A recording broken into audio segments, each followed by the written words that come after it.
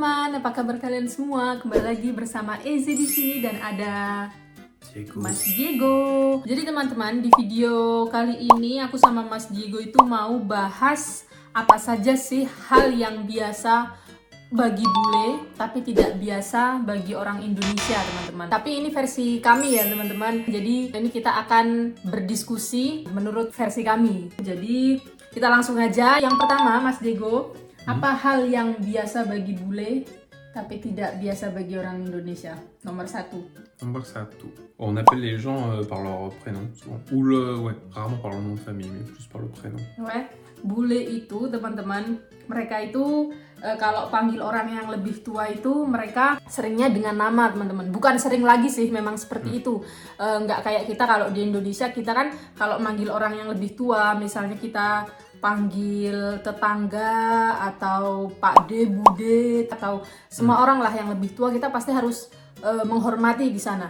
Jadi kita kalau di Indonesia itu pasti kita manggilnya kayak Om, Tante, Mas, Pak, Bu, seperti itu, teman-teman. Kalau di sini tidak ya, teman-teman. Aku sendiri pun kalau di sekolah, teman-teman, aku kalau panggil guru aku itu pun juga dengan sebutan nama. Misalnya nama guru aku namanya Maeva, ya udah aku manggilnya Maeva, teman-teman. Atau ada Aureli, ya kita panggilnya Aureli, nggak dengan sebutan oh Bu Guru Aureli, oh Bu Guru Maeva. Jadi kita panggilnya dengan nama. Karena aku orang Indonesia, jadi aku kalau di rumah, kita itu sudah sering berdiskusi, teman-teman. Jadi aku kalau di rumah manggil mama papahnya Diego itu dengan sebutan mama papa. Kalau di luar aku panggil nama, teman-teman, karena biar aku itu nggak dianggap aneh sama orang-orang. Karena pernah, teman-teman, aku kalau di luar aku panggil mama papa ke orang tuanya Diego dan orang-orang itu nganggap aku aneh, teman-teman, karena aku kan bukan anak kandungnya. Kenapa kok aku manggil mama papa gitu loh. Jadi mereka bilang, kamu panggil mama papa itu kalau di rumah aja, kalau di luar kamu panggil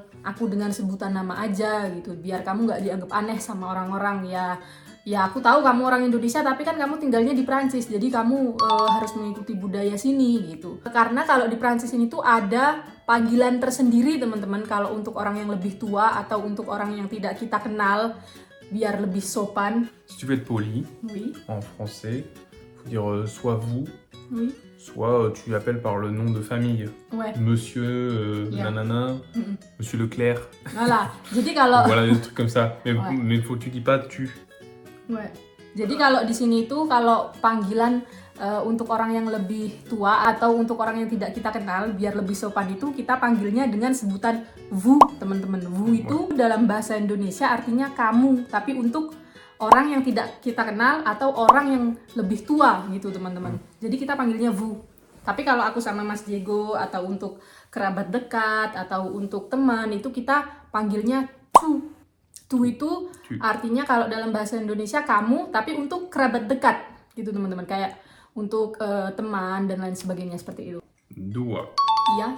Alors, on paye souvent séparément en France. On paye souvent séparément. Chacun paye ce qu'il a mangé, par exemple, au restaurant. C'est très, très, très souvent.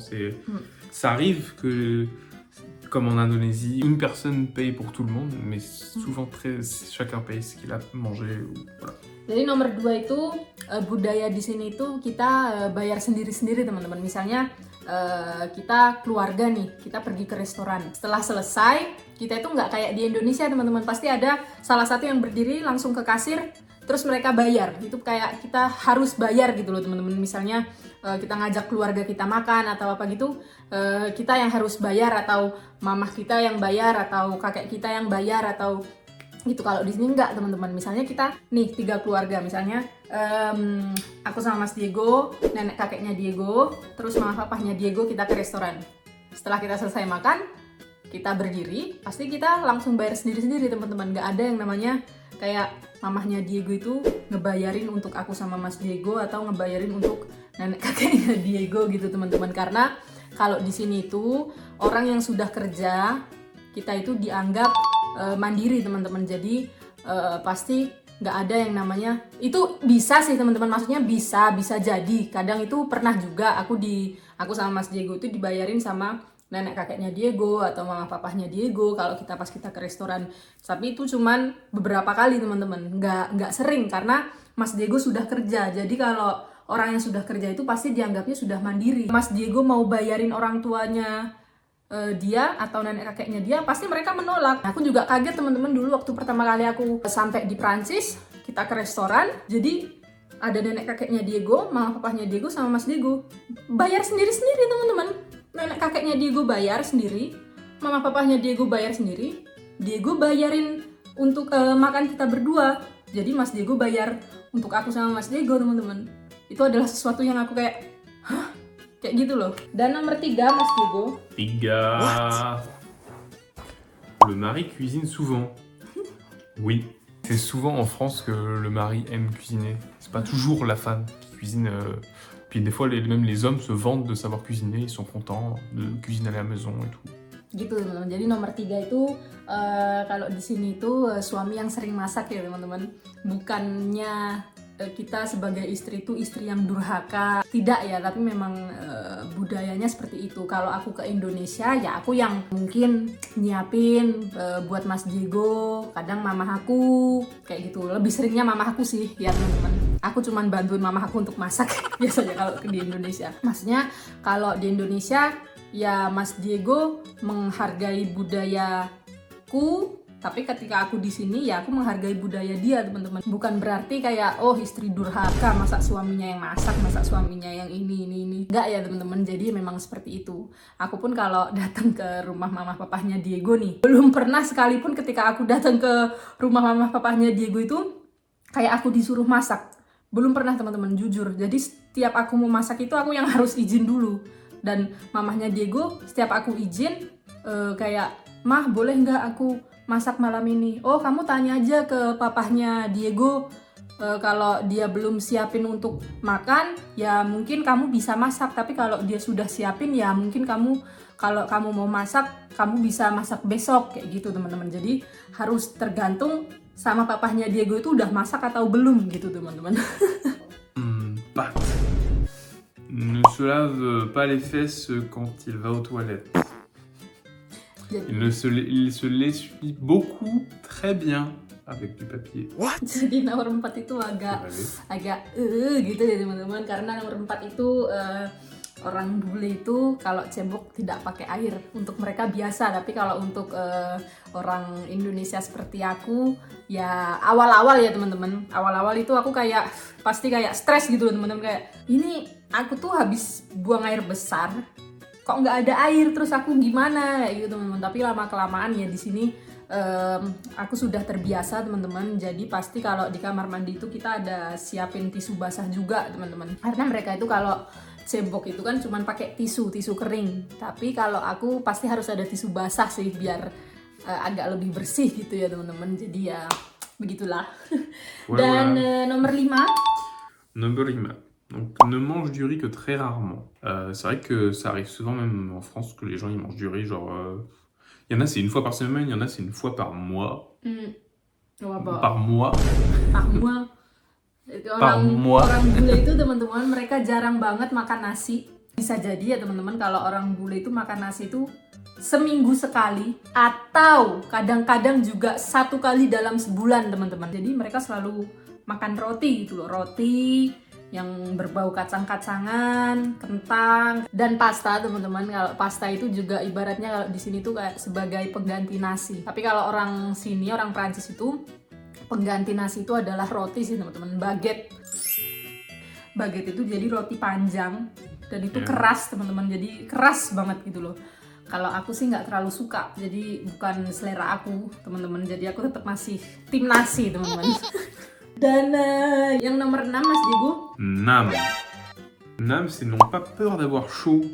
Ils n'ont pas peur d'avoir chaud parce que souvent ils aiment bien l'été. Ils sont contents parce que du coup l'hiver il fait tellement froid et tout que bon, quand il y a un coup de soleil, un moment une bonne panasse, quelque chose de bien. Jadi orang bule itu mereka tidak takut dengan matahari teman-teman. Tidak takut dengan panas. Jadi mereka itu kalau pergi kemana-mana, oke lah mereka mengoleskan sunscreen biar kulitnya nggak kebakar, biar kulitnya nggak merah-merah. Tapi mereka itu suka teman-teman. Itu tidak membuat mereka takut. Tidak seperti kita teman-teman. Orang Indonesia itu kita takut matahari teman-teman. Aku pun juga ya. Aku termasuk aku teman-teman. Dan nomor 7 Mas Diego. Nomor 7. Nah. Alors, marche souvent pour aller quelque part. C'est vrai qu'on aime bien marcher. Si on a 1 kilomètre à faire juste ou 500 mètres, on marche. Hein. On prend pas la voiture. Ça, c'est pas possible. Marcher. Jadi orang sini tuh mereka tuh seneng banget teman-teman bule itu jalan kaki. Jadi untuk mereka jalan kaki 1 kilo, 2 kilo itu adalah hal yang normal teman-teman. Apalagi kalau kita di kota-kota besar seperti di Paris, di Bordeaux. Beaucoup en ville.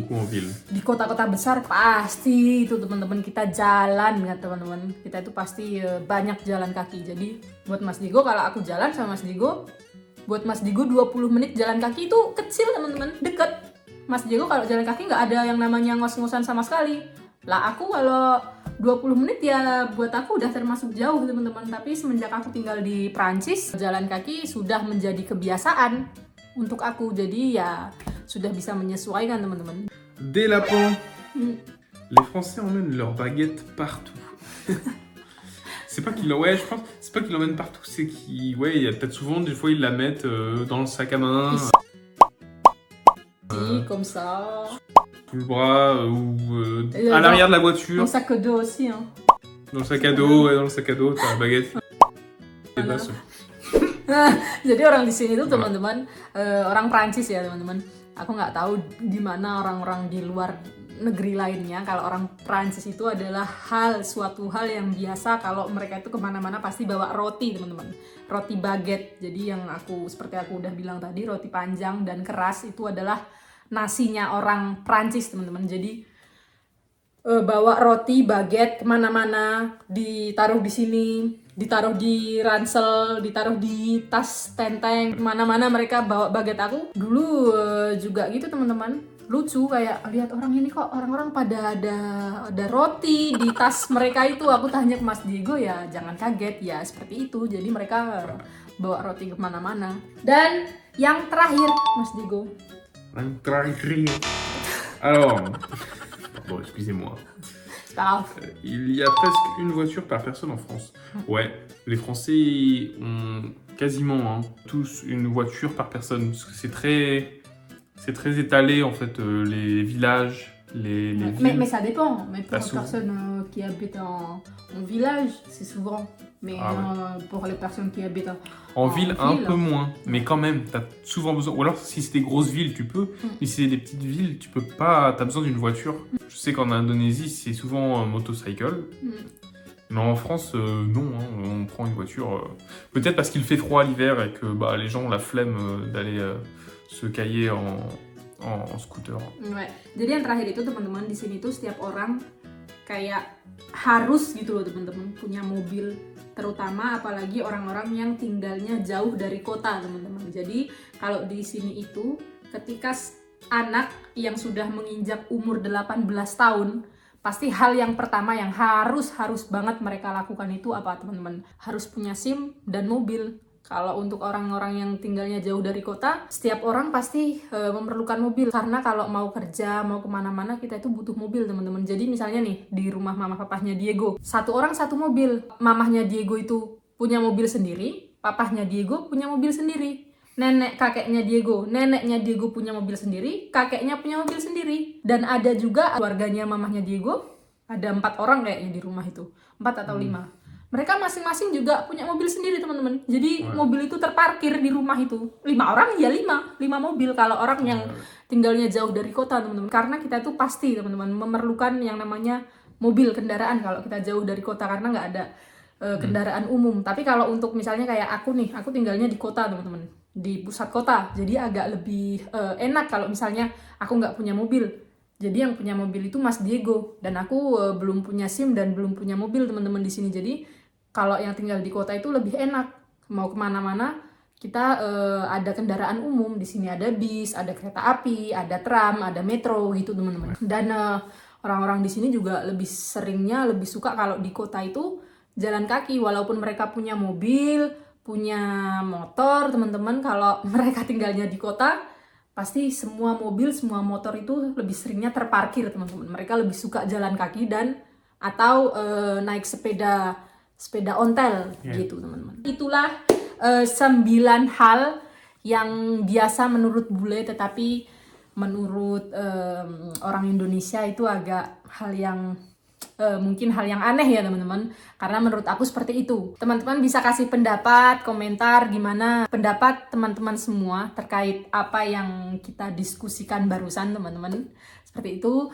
Dan terima kasih untuk teman-teman semua yang masih tetap setia menonton video Easy dan Mas Sutimin, Mas Diego teman-teman. Semoga kalian suka dengan videonya dan kita akan bertemu lagi di video berikutnya. Sampai jumpa teman-teman. Sampai jumpa.